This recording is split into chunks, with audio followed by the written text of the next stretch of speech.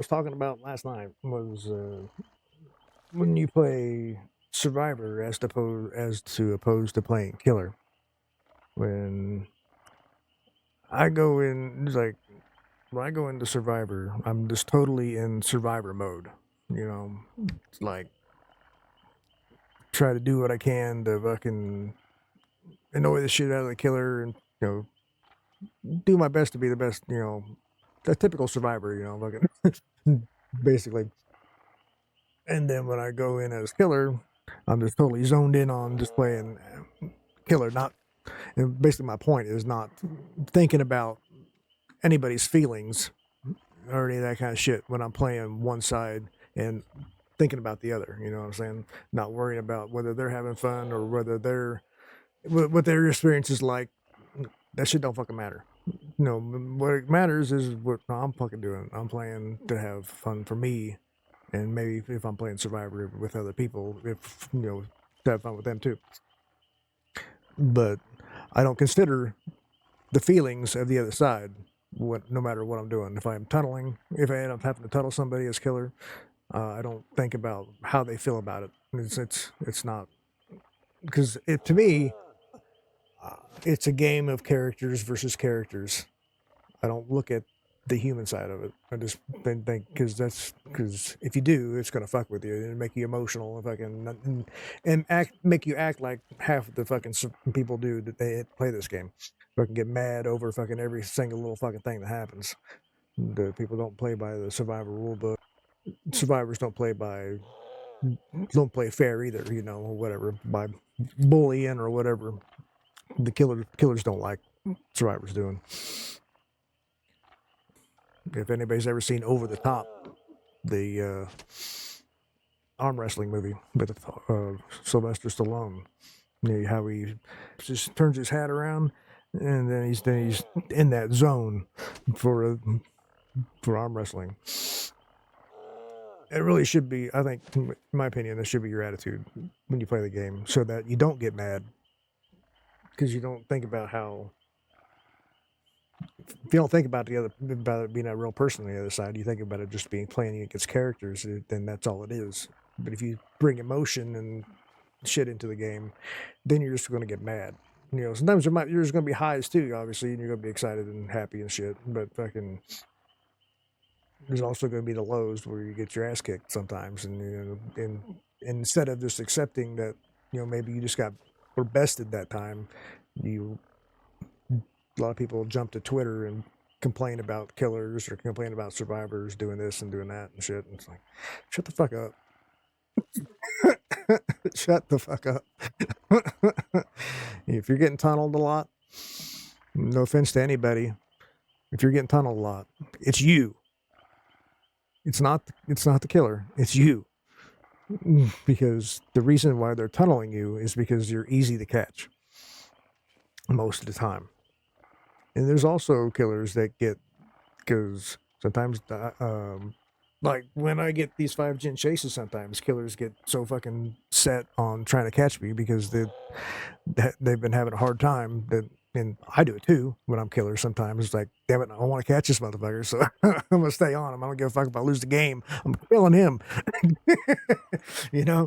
But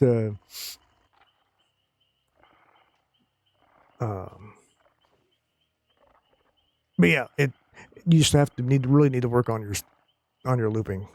You practice, fucking, if you need to get in customs with people and practice, do it. Watch videos on YouTube. That's helped me considerably when I was struggling. When I first was getting into the game, it was hard for me too. I was fucking getting my ass handed to me a lot because I didn't know how to fucking loop. I didn't know what the fuck I was doing. I only played the game because my fucking brother played it, and he wanted me to play it with him. And then I fucking at that time I was big into Call of Duty, so I was playing that more often than anything else. And since I really only played Survivor with him, I was getting my ass kicked all the time. I didn't really enjoy it so much, so I didn't really play that much. But then Call of Duty pissed me off and then sent me back to DVD, and then fucking I've been here ever since. But but I stuck with it and forced myself to throw myself at the killer to get better at looping, to make it harder for them to catch me. And it's because, as you'll know, majority of the time killers, will be lazy and go for the easy, kill. So, in order for that not to be you, you have to work at it to make sure you have to do your job to make sure that they can't catch you that easily. It's not the killer's responsibility to not go for you over and over again. It's your responsibility to not be catchable over and over again that easily. It really all relies on. It really all falls back on you. It's not anything the other side needs to do to make your experience better. The only way to make your experience better is for you to put in the work and get better yourself. And then it'll be a lot more fun. Believe me, because Survivor was miserable for me for a while until I've. Looks like there's a lot of losing involved in getting better. Believe me, it's a lot. It's just like on Survivor, just like on Killer. When you want to learn a killer, there's a lot of losing involved to learning the power and stuff that they have, just so you can get good at it and be able to kill people a little easier. And it's the same thing on Survivor. To be able to avoid being killed as fast each game, you have to work at it, get better at looping, get better at hiding, figure out which perks work best for you. And no matter what anybody says, I don't care what anybody says, there's no such thing as an off limits perk. Every perk is there to be used, because if you think that you shouldn't use this perk because you think it's unfair, all you're doing is hindering yourself in this game to be able to get better.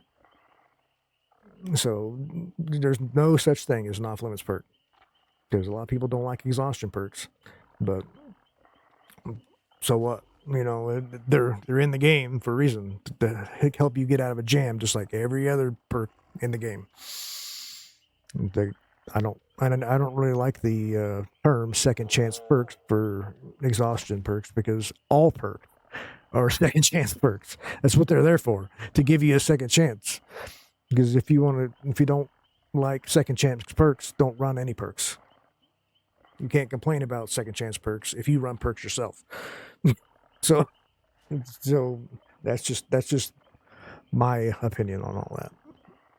But that's really what the Switch was for me, and then we got off onto a tangent too. But yes, anybody learning to play this game, do not allow any perks to be off limits. Like on Killer, there's going to be perks that a lot of survivors think that killers shouldn't run because they're noob perks or whatever. That's what they want you to think. So yet you won't run them because they are good perks.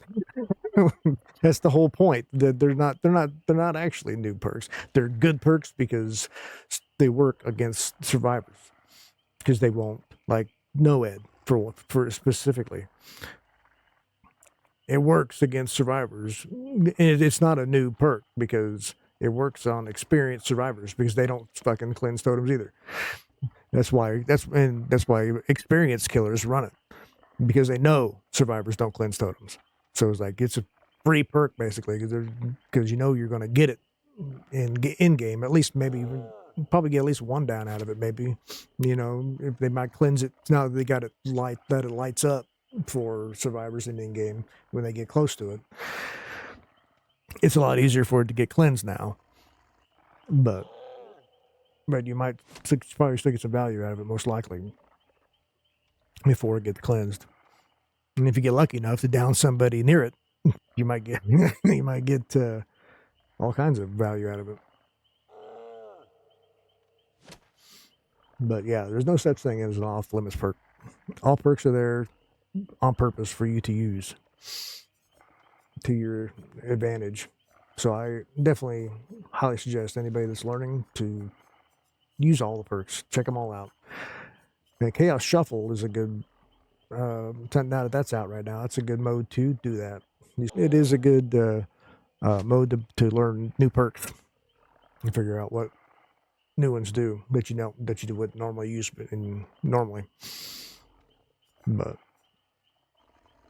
I haven't been running into killer as much as I used to. What bad? Oh, we're talking about looping. Yeah, Bryce. This takes a lot of practice, and a lot of people. And that's the problem too. And survivors are also lazy, and just like killers are, they don't want to have to put in the work. They just want to have a chill game without having to work for it. Sometimes, it's not all the time, but that's just how they act. But it's like killers not wanting survivors to go for saves and shit because they think it's toxic. It's like it's just part of the game. It's just there's different parts of the game that's fun for different people. What's fun for you, what's fun for somebody else may not be fun for you, and then vice versa. It's like some people like don't give a shit about doing gens and don't give a fuck if they throw the game. They'd rather just irritate the killer the whole game and try to keep them from getting hooks and shit. That's perfectly fine. It's part of the game. Not fuck. I like that as killer just because that means that's one less person on a gen. if they're trying to bully me, that's fine by me. More people off gens is better for me. I'll just slug everybody and fucking hook them all when I'm done. And they can bitch in in-game chat all they want. I don't give a fuck. And that's another thing you can do if you do play on PC. And you don't like the fact that people like talk and have those messages that people like to give you, just turn them off. Just click the little box next to it and it'll go away and you don't even have to see it. So you don't even have to worry about the backlash from people being nasty if you don't want to hear it. There's all kinds of ways around hearing all that shit. Like if you're on console, you can turn messages off. And on PC, you can turn messages off, so you don't have to hear their bullshit if you don't want to. If you stream like I do, you're probably going to see it in stream. But if you're going to be a streamer, you have to be able to deal with that stuff anyway. So if you can't, I wouldn't be a streamer if I was you. You really do have to have thick skin to be able to do this, to be honest, because people can be assholes and they can put you down for whatever reason they want. Just try to make themselves feel better, and the more they actually get to you, the more they win. You gotta blow that shit off. Can't let anybody in this game bother you. Play it as a game, and I play with basically no emotion for the most part. I shut my feelings off when I play this game because I used to fucking get pissed at this game a lot until I learned to fucking control myself and remember it's just a fucking game and it's not fucking real life. Because I think everybody goes through that shit. Just gets mad and upset when things don't go their way. Because everybody wants to win, it's just natural. It's what everybody's competitive at in something. And everybody wants to win. It's no fun losing, So when you do lose, they want to come up with, excuses as to why they lost because like the other side did this or the other side did that. And it's like, sometimes you just get beat. It's just part of multiplayer gaming. It's not going to be even. That's not feasible. That's why MMR doesn't work. Is because there's too many people out there that's different, game-minded and skill-wise. It's just too hard to put exacts with exacts. So that's why it's all fucked up, and it's really not anybody's fault. But the fact that they put matchmake MMR in to begin with, that's really the fault.